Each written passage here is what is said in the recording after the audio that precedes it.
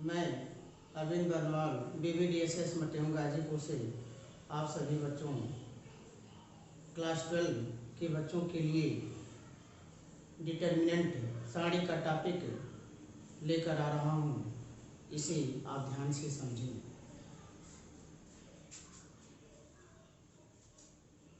सारणिक determinant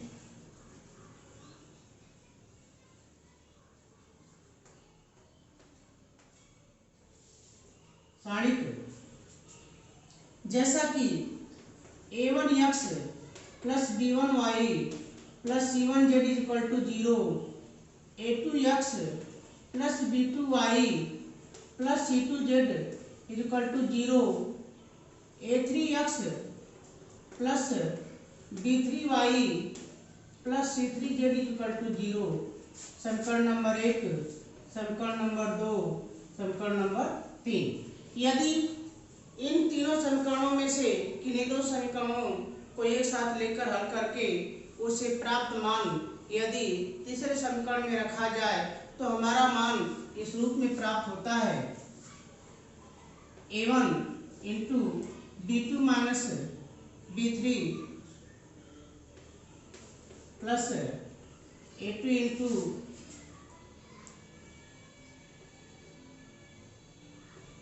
b3 minus b1 plus a3 into b1 minus b2। इसे हम सारणिक के रूप में इस प्रकार लिखते हैं a1 b1 c1 a2 b2 c2 a3 b3 c3। तो सारणिक इसको हम कहते हैं ये क्षैतिज a1 b1 c1 a2 b2 c2 a3 b3 c3 ये हमारी पंक्तियां हैं और a1 a2 a3 b1 b2 b3 c1 c2 c3 ये तीनों जो है कॉलम यानी स्तंभ है। सारणिक हमेशा वर्गाकार होता है। वर्गाकार यानी या तो उसमें 2 गुणे 2 क्रम का होगा या 3 गुणे 3 क्रम का होगा, अर्थात या 4 एलिमेंट होंगे या 9 एलिमेंट होंगे। तो उस स्थिति में a1 b1 c1 a2 b2 c2 a3 b3 c3 ये सभी सारणी के एलिमेंट कहलाते हैं, अवयव कहलाते हैं। अब किसी दिए गए सारणी को किस प्रकार हम हल करते हैं।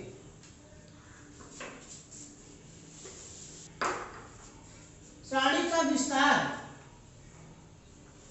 a1 b1 c1 a2 b2 c2 a3 b3 c3 यदि इस रूप में मान दिया हो तो इसका विस्तार हमारा होता है a1 किसी एक पंक्ति अथवा एक स्तंभ के सापेक्ष हम इसका विस्तार कर सकते हैं। यदि हम पहले स्तंभ के सापेक्ष विस्तार करें तो जिस पंक्ति अथवा जिस स्तंभ को हम लेते हैं उसको छोड़कर शेष दूसरी पंक्ति और दूसरे स्तंभ के पदों अवयवों को लेकर रखते हैं।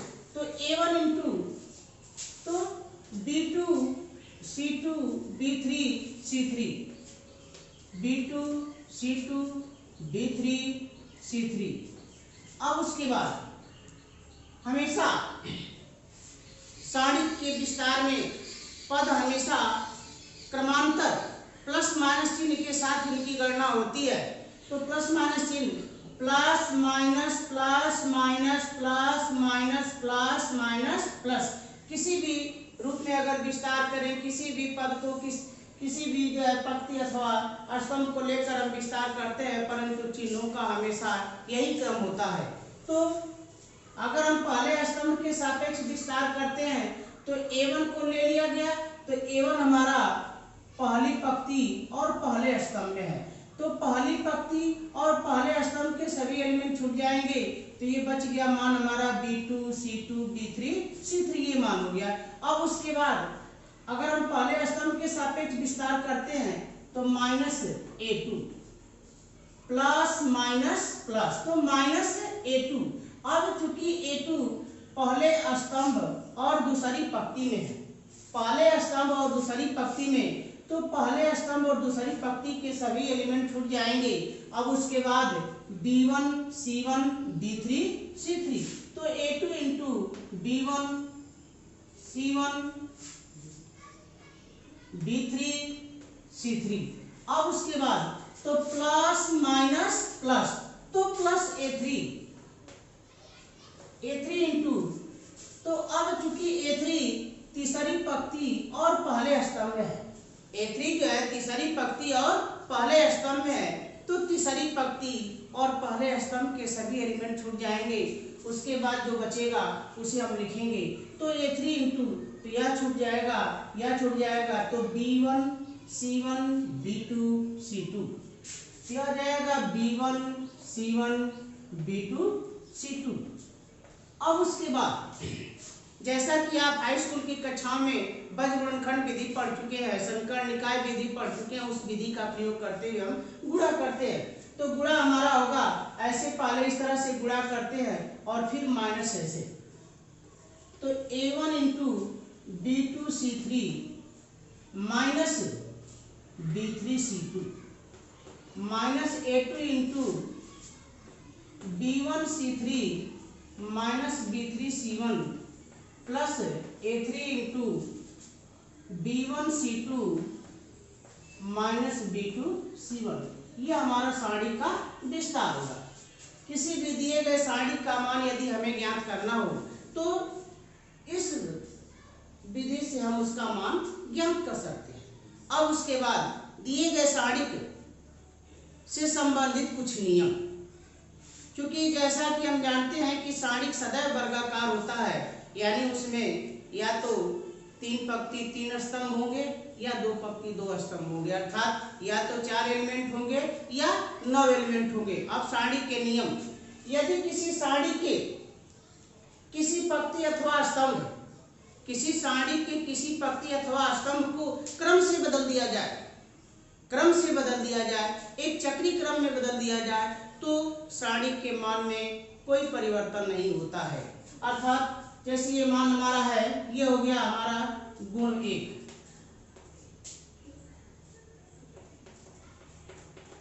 कि A1 A2 A3 B1 B2 B3 C1 C2 C3, यह मान हो जाएगा हमारा B1 B2 B3 C1 C2 C3 A1 A2 A3 equal to C1 C2 C3 A1 A2 A3 B1 B2 B3, ये सारणी के गुण हैं। यानी कि सारणी के पंक्ति अथवा स्तंभ को क्रम से अगर बदल दिया जाए तो सारणी के मान में कोई परिवर्तन नहीं होता है। अब दूसरा गुण, यदि किसी सारणी के किसी पंक्ति अथवा स्तंभ, किन्हीं 2 पंक्तियों अथवा स्तंभों को आपस में बदला जाए, किन्हीं 2 पंक्तियों अथवा स्तंभों को आपस में बदल दिया जाए, तो सारणी का मान बदल जाता है, यानी सारणी का मान ऋणात्मक हो जाता है। यदि किसी भी 2 पंक्ति अथवा स्तंभ को बदल दिया जाए तो सारणी का मान ऋणात्मक हो जाता है। अब उसके बाद तीसरा नियम, यदि किसी सारणी के किसी एक पंक्ति अथवा किसी एक स्तंभ, किसी एक पंक्ति अथवा किसी एक स्तंभ के सभी अवयव शून्य हो, सभी अवयव शून्य हो, तो सारणी का मान सदैव शून्य होता है। यदि किसी सारणी के किसी एक पंक्ति अथवा किसी एक स्तंभ के सभी एलिमेंट 0 हो तो सारणी का मान 0 होता है। अब उसके बाद अगला नियम, यदि किसी सारणी के 2 पंक्ति अथवा 2 स्तंभ, किसी सारणी के 2 पंक्ति अथवा 2 स्तंभ के सभी एलिमेंट समान हो, सभी एलिमेंट समान हो, तो सारणी का मान 0 होता है। ये सारणी के नियम। अब दिए गए सारणी के प्रश्नों को हम किस प्रकार हल करते हैं, अब उसके बारे में तो कुछ प्रश्न। गुण में यदि किसी सारणिक की किसी एक पंक्ति अथवा किसी एक स्तंभ में किसी एक संख्या से, निश्चित संख्या से गुणा कर दिया जाए तो सारणी का मान उस संख्या का उतना गुना हो जाता है। जैसे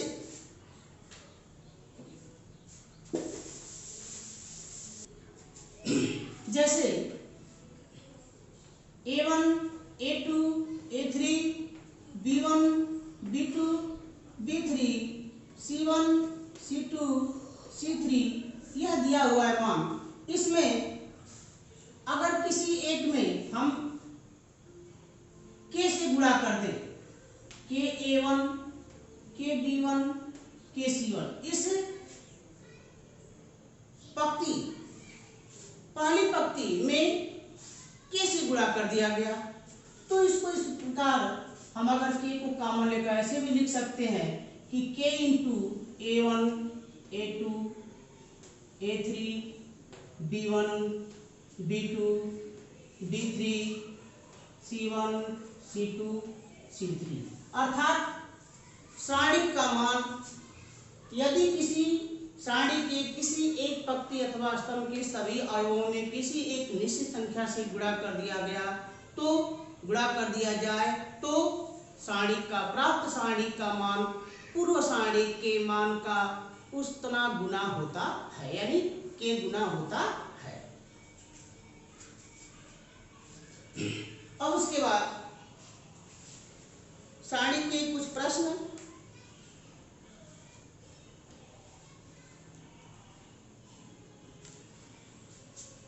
जैसे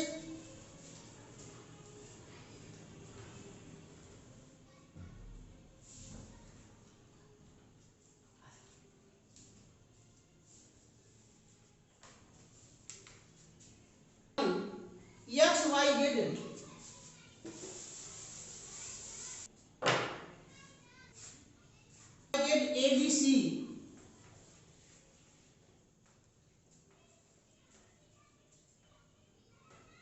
ABC Y plus B Z plus C, इसका मान हमको 0 लाना है, इसका मान 0 लाना है। तो जैसा कि आपको सारणी का विस्तार करके मान ज्ञात करने की विधि बताई गई, तो उस विधि के द्वारा किसी सारणी का मान हम प्राप्त नहीं करते हैं, वह आपकी सबसे संक्षिप्त विधि है। हमेशा किसी भी सारणी का मान प्राप्त करने के लिए उसे पंक्ति अथवा स्तंभ के पदों में या तो जोड़ने पर या घटाने पर भिन्न परिस्थितियों के अनुसार नियम लगाते हुए उसे हम हल करते हैं और जो मान सिद्ध करना होता है उसे प्राप्त करते हैं।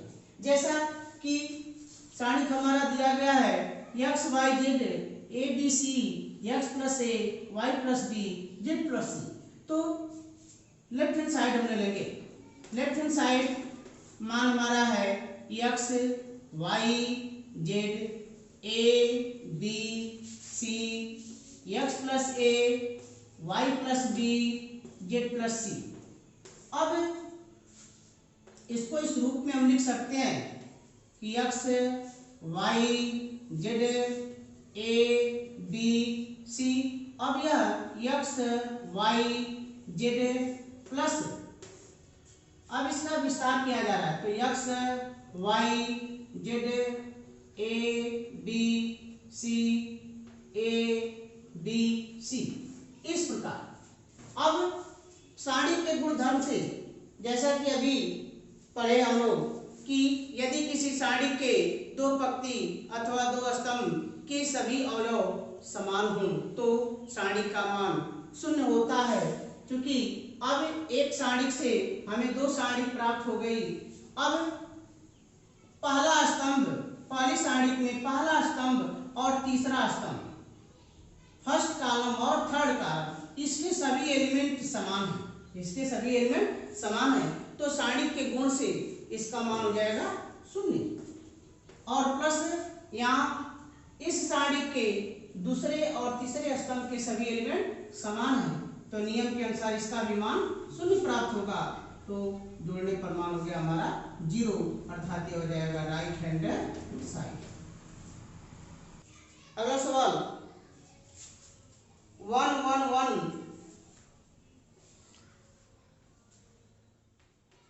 1 1 1 ABC A square B square C square और यह मान लाना है C माइनस A।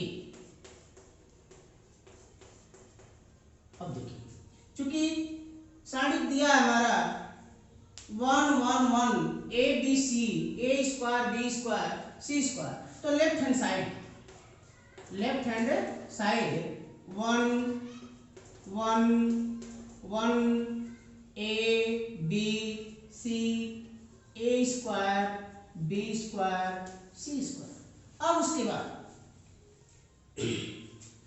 चूंकि यह हमारा है पहली पंक्ति, दूसरी पंक्ति, तीसरी पंक्ति, तो पंक्ति को हम कहते हैं रो, तो इसको कहेंगे R1 R2 R3। यह हमारा पहला कॉलम, दूसरा कॉलम, तीसरा कॉलम, तो C1 C2 C3। ये हमेशा R1 R2 R3 C1 C2 C3। अब हम देखते हैं कि कौन सी पद्धति अपनाएं कि इस सारणी का मान थोड़ा इससे सरल प्राप्त होता जाए। तो हम यह देखते हैं कि यदि इस एक में से एक को घटा दिया जाए तो मान हमारा 0 प्राप्त हो जाएगा। तो केवल एक पद को, केवल एक एलिमेंट को हम न घटा करके पूरे पंक्ति अथवा स्तंभ के सभी एलिमेंटों को संगत रूप में घटाते हैं।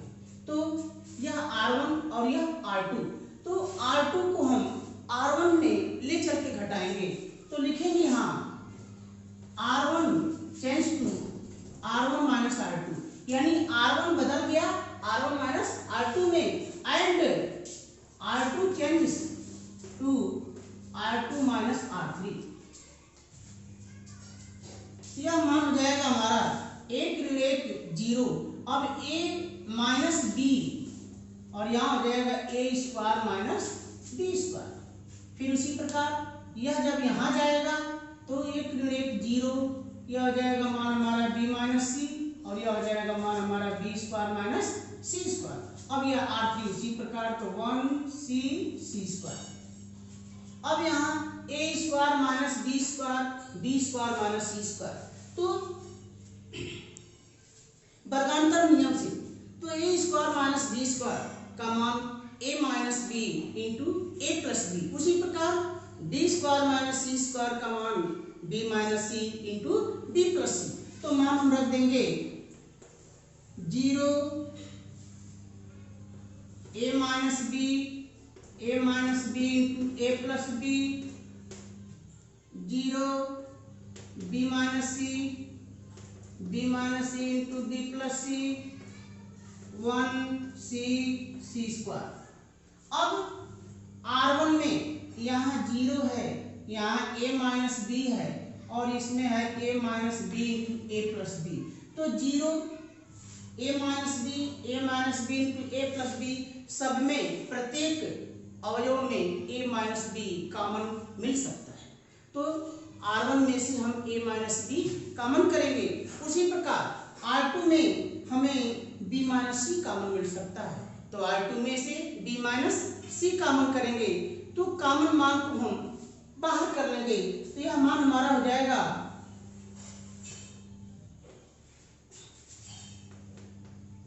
A minus B minus C, मान हमारा कॉमन हो गया, तो 0 यहाँ बच गया 1 और यहाँ हो गया A प्लस B, फिर यहाँ हो गया 0 1 B प्लस C और यहाँ है 1C स्क्वायर। इस तरह से हम सारणी को तब तक हल करते हैं जब तक कि अधिकतम 0 प्राप्त हो जाए। अब पुनः यदि देखा जाए, निरीक्षण किया जाए तो हमको यह प्राप्त होता है कि यदि R1 में से R2 को यदि घटा दिया जाए तो फिर एक और जीरो हमें प्राप्त हो सकता है। तो लिखेंगे R1 changes to R2, R1 minus R2 तो यह हो गया मान हमारा A minus B, B minus C, zero में से जीरो घटाएंगे जीरो, फिर एक में से घटा दिए जीरो, A प्लस बी में से B प्लस सी घटाएंगे तो B से B कट जाएगा, मान हमारा बचेगा A माइनस सी। ये सभी उसी तरह से रह जाएंगे 0 1 B प्लस सी और यह हो गया 1C C स्क्वायर। अब इसे हम किसी वह जो है किसी पंक्ति अथवा स्तंभ जिसमें कि अधिकतम मान जीरो है उसके सापेक्ष विस्तार करते हैं। तो चूंकि R1 में भी दो मान जीरो प्राप्त हो चुके तो R1 के सापेक्ष भी विस्तार किया जा सकता है। C1 में भी दो मान जीरो हैं तो C1 के सापेक्ष भी विस्तार किया जा सकता है। तो जिस पद के सापेक्ष हम विस्तार करेंगे उसे स्पष्ट शब्दों में हम लिख देते हैं कि इसके सापेक्ष विस्तार करने पर, तो C1 के पदों में विस्तार करने पर, C1 के पदों में विस्तार करने पर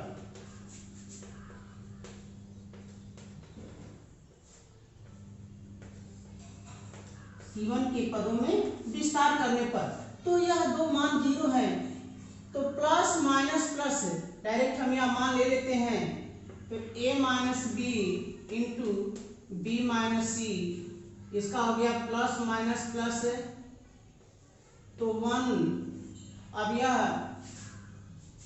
स्तंभ छूट गया, यह पंक्ति छूट गई तो बच जाएगा हमारा 0 A minus C A1 B plus C. अब क्रॉस मल्टीप्लिकेशन करेंगे 0 इंटू बी प्लस सी तो 0 इंटू बी प्लस सी का मान 0 minus 1 into A minus C, यह हो गया मान हमारा A minus B into B minus C 0 minus A minus C. अब माइनस से मल्टीप्लाई कर देंगे तो जो आएगा मान A minus B into B minus C into C minus A और यही मान हमें लाना है। तो this is right hand side, ऐसे सिद्ध करते हैं। अब अगला सवाल x y z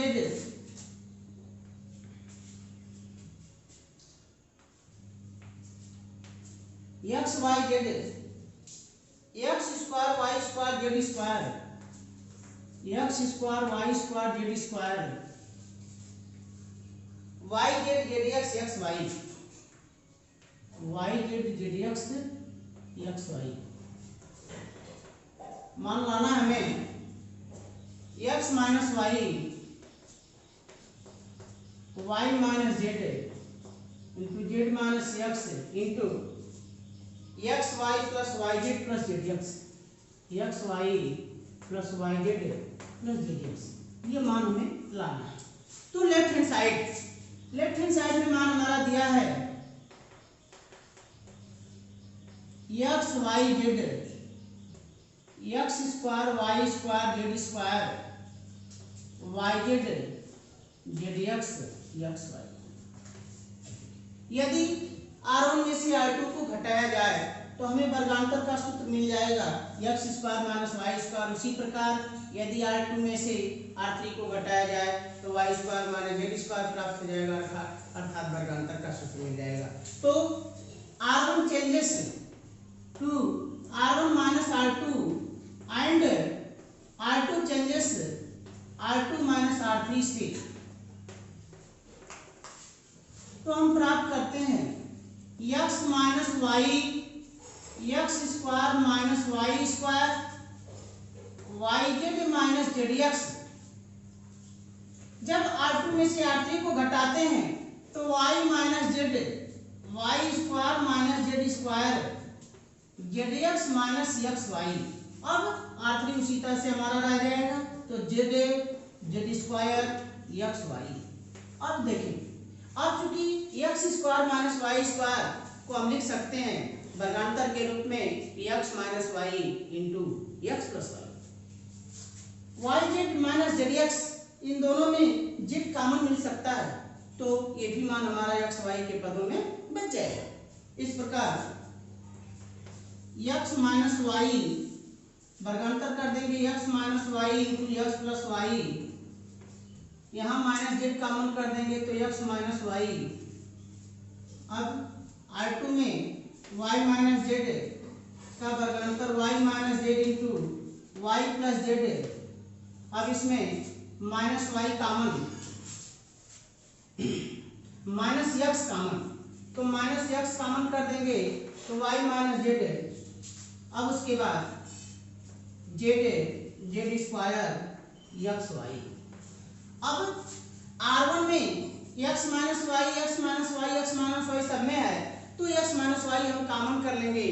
R2 में y minus Z Y minus Z Y minus Z सब में है तो R2 माइनस जेड हम कॉमन कर लेंगे। तो यह मान हो जाएगा हमारा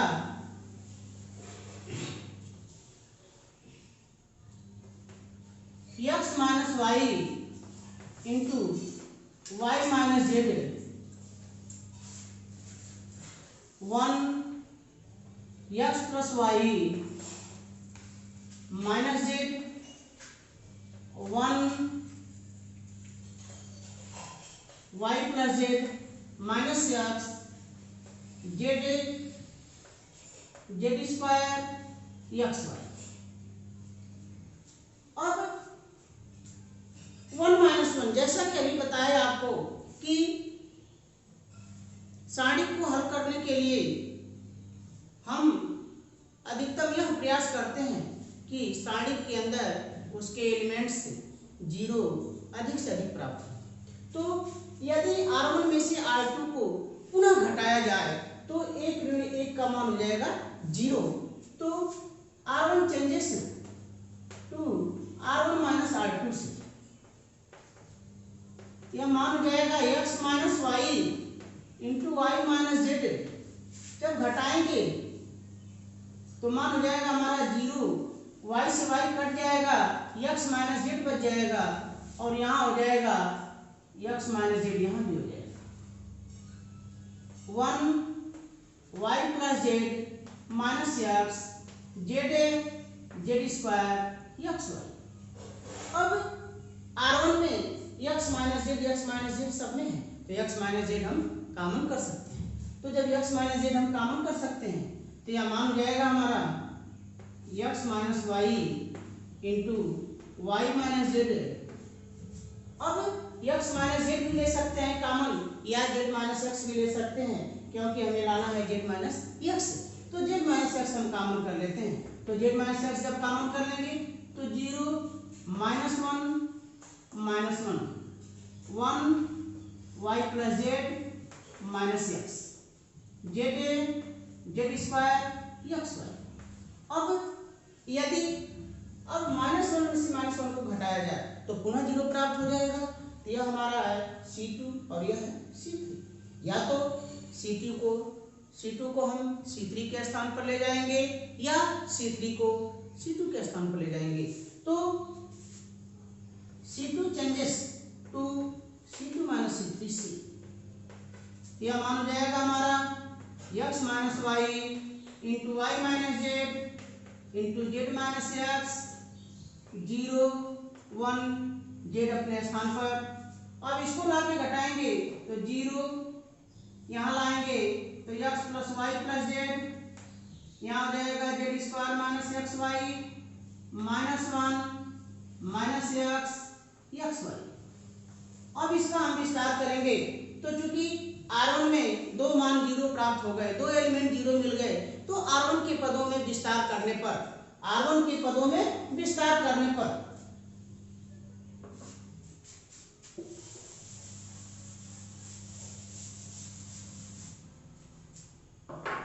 तो लिखेंगे R1 के पदों में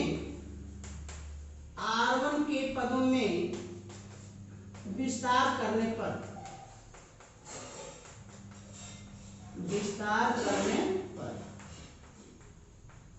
तो प्लस माइनस प्लस तो -1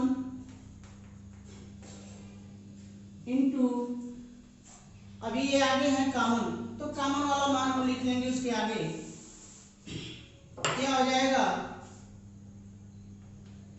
x minus Y into Y minus Z into Z minus x, और इसमें से -1 कॉमन कर लिया गया तो मान हो गया हमारा।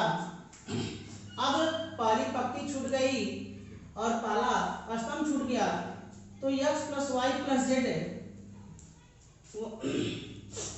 -1 लिया गया, तो -1 जो है पहली पंक्ति और तीसरे स्तंभ में है। तो जब -1 पहली पंक्ति और तीसरे स्तंभ में है, कोई भी एलिमेंट को हम लेंगे विस्तार करते समय, वह जिस पंक्ति और जिस स्तंभ में होगा उस पंक्ति और उस स्तंभ के सभी एलिमेंट छूट जाते हैं। तो पहली पंक्ति छूट जाएगी और तीसरा स्तंभ छूट जाएगा, तो यह हो जाएगा 1 x plus y plus Z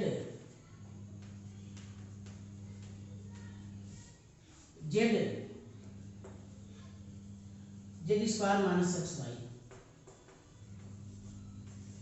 अब इसका यदि हम विस्तार करें तो यह मान हो जाएगा x minus Y into Y minus Z into Z minus x into -1। अब यह मान हो जाएगा हमारा, इससे गुणा करेंगे तो z square minus x Y, Z square minus x y, और इसका गुणा करेंगे तो minus Z into x plus y plus Z. अब x minus Y into Y minus Z into Z minus x, अब गुणा कर दीजिए तो -1 इंटू क्या हो जाएगा z square minus x Y minus Z x minus y z अब माइनस जेड स्क्वायर। तो जेड स्क्वायर से माइनस जेड स्क्वायर कट जाएगा, इस माइनस से अंदर गुणा कर देंगे तो यह मान हो जाएगा हमारा x minus Y into Y minus Z into Z minus x into x Y plus Y Z plus Z x, और यही मान हमारा लाना है राइट हैंड साइड। दोबारा इसे समझे, क्योंकि साइनिक हमारा दिया हुआ है x Y Z x square Y square Z square Y Z Z x y. तो R1 में R2 को ले जाकर हम घटाएंगे तो R1 changes to R1 minus R2, and और ठीक उसी प्रकार R3 को R2 में ले जाकर घटाएंगे तो R2 changes to R2 minus R3 से।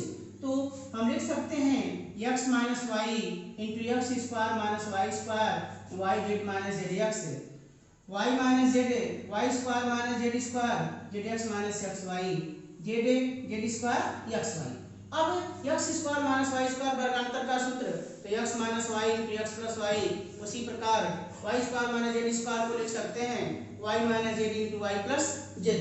तो यह मान हो जाएगा हमारा x माइनस वाई, इसका मान x minus Y into x plus y, और यहाँ माइनस जेड कॉमन कर लेंगे तो x माइनस वाई।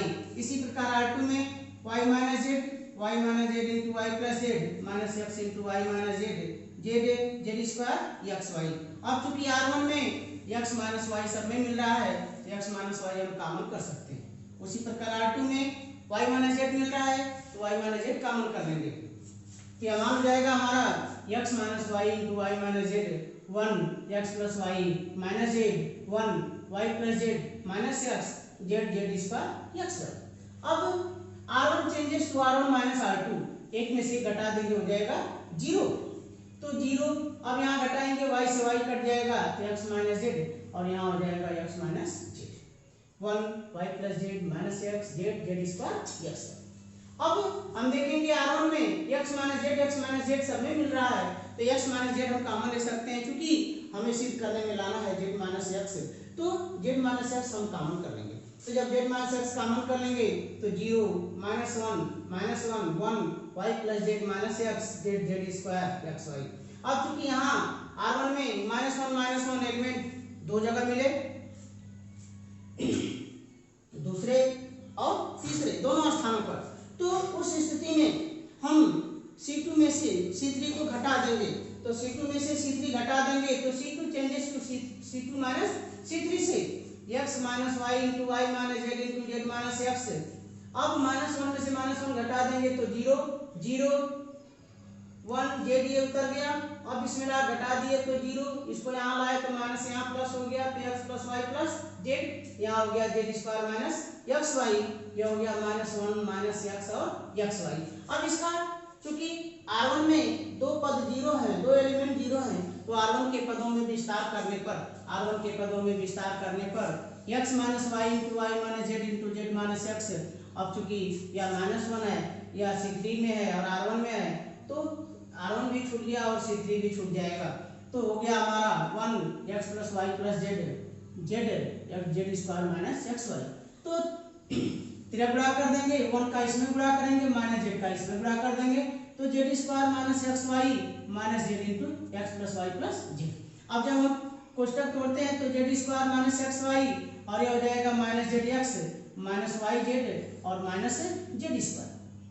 अब जेड स्क्वायर से माइनस जेड स्क्वायर कट जाएगा, क्योंकि यहाँ भी माइनस यहाँ भी माइनस यहाँ भी माइनस और इसके पहले -1 का चिन्ह है। इस -1 से कोष्टक के अंदर हम गुणा कर देंगे तो x minus y y minus z z minus x. अब गुणा करने के बाद इसमें मिल गया x y plus Y Z plus Z x और ये हमारा राइट हैंड साइड। इस प्रकार ये प्रश्न हल हो गया और मान प्राप्त हो गया अर्थात सिद्ध हो गया। इस सारणी के वीडियो में जो प्रश्न या जो टॉपिक या जो शब्द या जहाँ पर भी आपको न समझ में आया हो उसे आप कमेंट अवश्य करें। यदि आपको वीडियो अच्छा लगा हो तो आप इसे लाइक और सब्सक्राइब तथा शेयर करना न भूलें। बहुत बहुत धन्यवाद।